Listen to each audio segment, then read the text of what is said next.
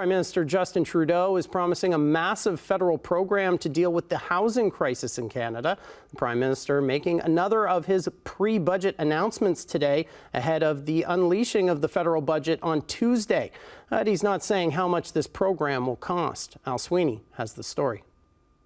The Prime Minister says this is going to be the greatest housing program in the country's history. So today, we are releasing the most comprehensive and ambitious housing plan ever seen in Canada.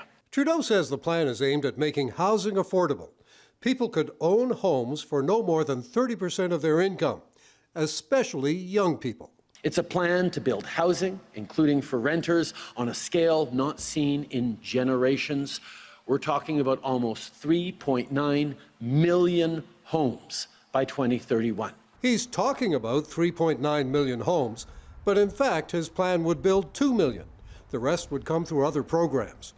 Trudeau's housing minister gave some very slim details of the plan, like tax incentives, low-cost financing, and housing on federal lands. We're also going to be launching new measures that help unlock federal lands in a way that we have never pursued before, at a faster speed and in larger numbers, including with a new strategy that will allow us to maintain ownership of the land and enter into long-term leases. There are questions about the plan, like do people want to buy a home on leased land? Home ownership is a core component of how many Canadians see themselves. It's been a big feature of our country. But McMaster University economist Colin Mang says the government is right to think about going back to the example of the Second World War housing program. The Wartime Housing Plan was a very successful program. It focused on a basic set of designs which could be used across the country. And that actually speeds up development because you have these plans that are pre-approved. At the same time,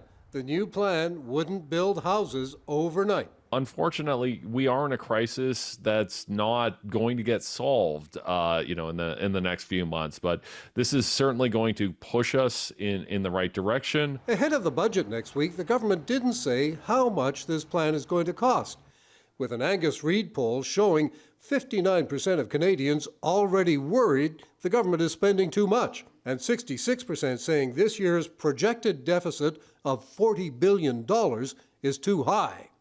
Politically, opposition leader Pierre Poilievre says Trudeau promised a national housing strategy in 2015.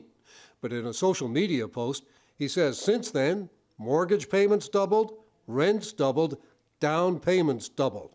He says Justin Trudeau has failed. Al Sweeney, CHCH News.